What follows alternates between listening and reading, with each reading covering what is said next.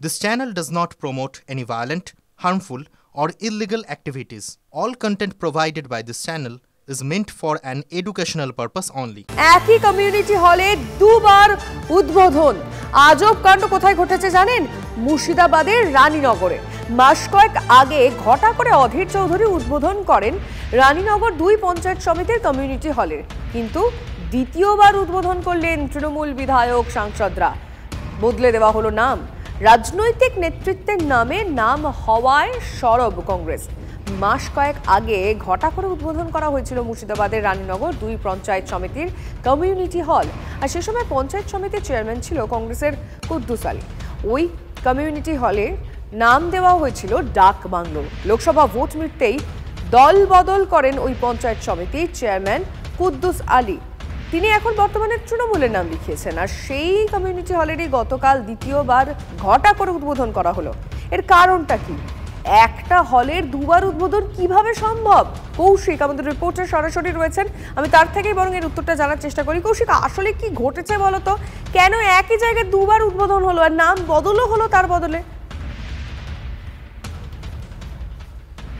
দেখো, একদমই সেই প্রশ্নটাই হচ্ছে যে একই জায়গায় দ্বিতীয়বার কেন উদ্বোধন। এর আগে কিন্তু বিভিন্ন জায়গায় সরকারি দলের প্রতিনিধিরাই কিন্তু দ্বিতীয়বার উদ্বোধন করার ঘটনা ঘটেছে।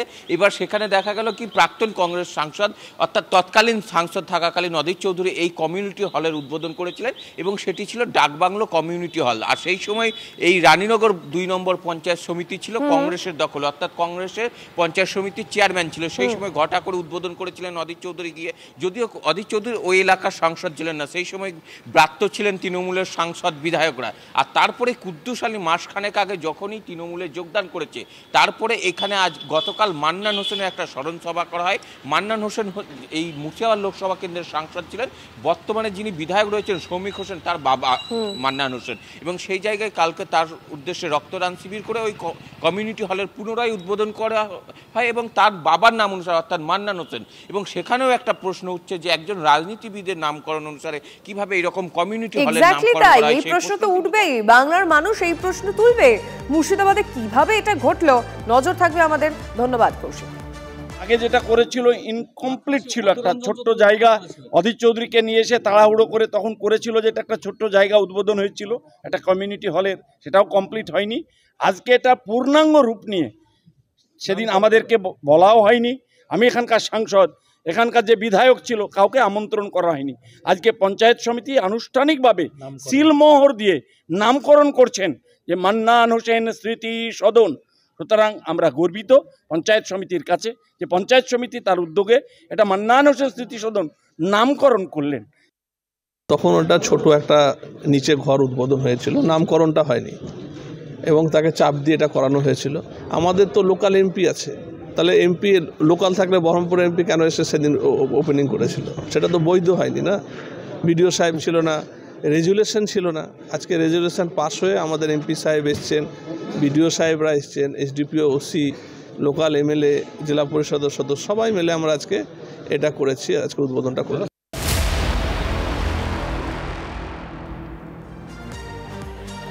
ট্যাব কেলেঙ্কারিতে ফের গ্রেফতার মালদার বৈষ্ণবনগরে, আর এই নিয়ে বৈষ্ণবনগর থেকে গত 4 দিনে 6 জনকে গ্রেফতার করা হলো। নতুন করে কাকে গ্রেফতার জানবো সুব্রতোষ আমাদের প্রতিনিধির কাছ থেকে। সুব্রতোষ, এবার কে?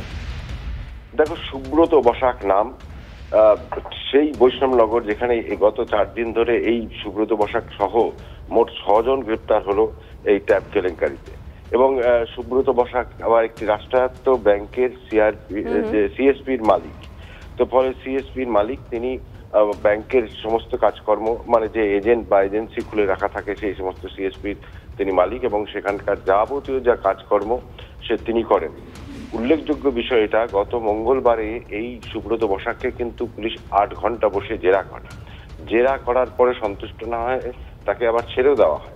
তারপরে আবার গত রাত থেকে বিভিন্ন জায়গায় তার যে আছে সিএসপির যে যেখানে অফিস রয়েছে সেখানে তারা হানা দেয়, সেখান থেকে বেশ কিছু কাগজপত্র উদ্ধার করে, ব্যাংকের নথি উদ্ধার করে, তারপরে সুব্রত বসাককে গ্রেপ্তার করা হয়েছে। নজর থাকবে আমাদের সুব্রত, যে এক জায়গা থেকে কিভাবে এই ট্যাব কেলেঙ্কারিতে তারা জড়িয়ে রয়েছে, নজর থাকবে। ধন্যবাদ। সব ট্যাবের টাকা ঢুকেছে, কাস্টমারের অ্যাকাউন্টে আমার কাছে তুলেছে, স্লিপ সবই আছে, ওগুলো ইনভেস্টিগেশন করার জন্যই ধরলো।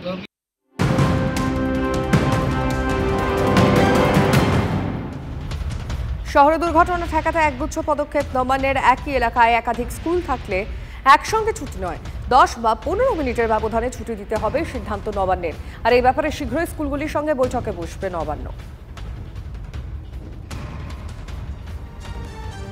মুর্শিদাবাদে ট্যাবের টাকা উত্তর দিনাজপুরে। 4 ছাত্রের ট্যাবের টাকা উত্তর দিনাজপুরের একজনের অ্যাকাউন্টে গেছে।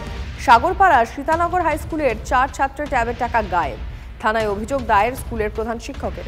মুর্শিদাবাদে 4টি আলাদা স্কুলে 3 থানায় অভিযোগ দায়ের।